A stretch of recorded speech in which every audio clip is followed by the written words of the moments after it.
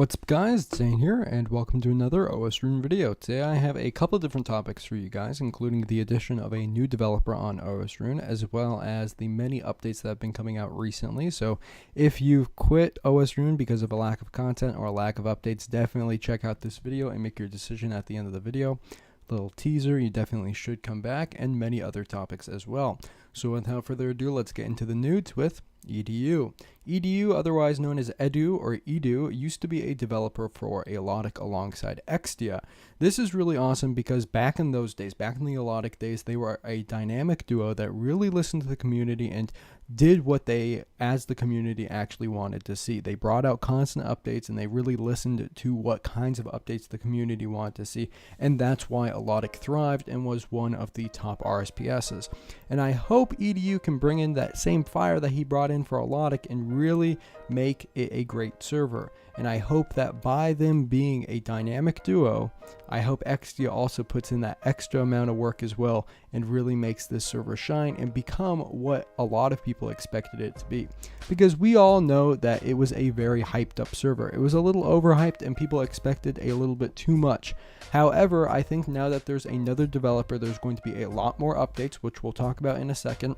And I really think that the server is going to rejuvenate itself and its player base is going to grow back to what it once was, because it really is a fantastic server.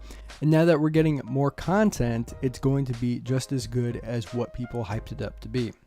So let's talk about some of these updates. EDU has really been putting in some work these past couple days. On the 4th of July, he actually did a crafting update and he pretty much implemented all of crafting. You can now do leatherworking, enchanting, gem cutting, jewelry crafting, whatever it is crafting wise, you can pretty much do it on OS Rune.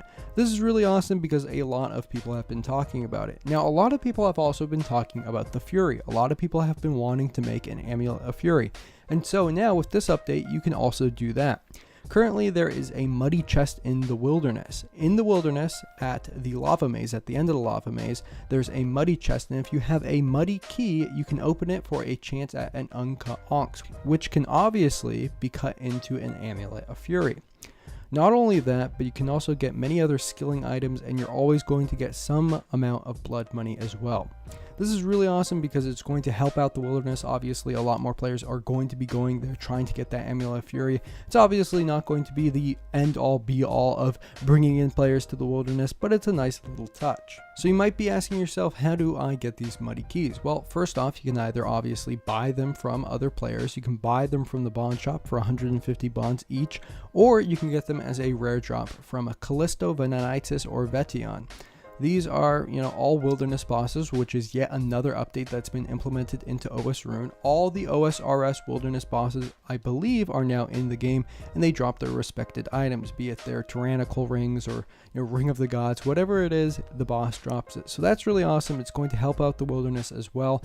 And as I've said before, it's not going to be the end-all be-all, but it's definitely something that people have been looking forward to, so definitely check those out as well. I do, however, suggest if you're going to go into the wilderness to join a PK clan, because this server is very PK clan friendly and not very solo player friendly. So if you're going to go solo, definitely try to do that in the early morning hours, because if not, you're going to get trampled on by clan members.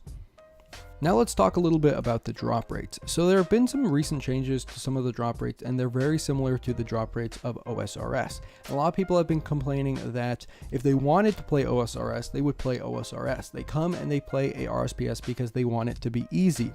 Now they're mainly talking about the changes to the Abyssal Whip drops.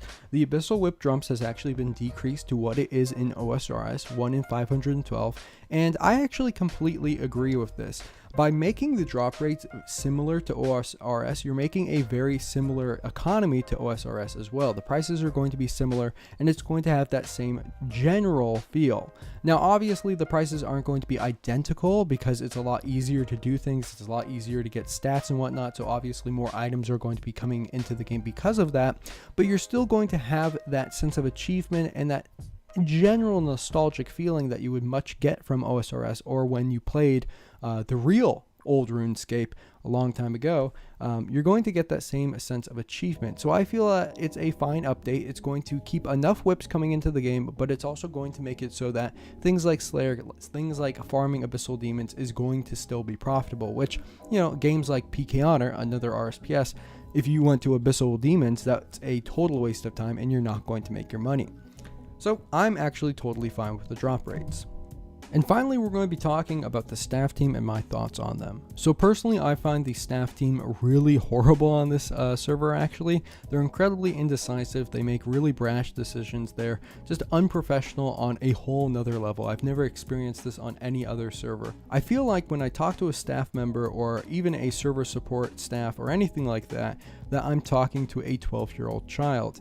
They really make brash decisions, they're very immature, and they don't act in a professional manner at all. When I go onto another account and I ask server support for a question, you know, hey, how do I do this? How do I do that? They often redirect me to a forum post or the forums just overall. Like, oh, go check out the OS Rune forums, register, enjoy, hoo hoo hoo, don't forget to set a bank pin. If I wanted to be redirected to the forums, I would just go to the forums myself.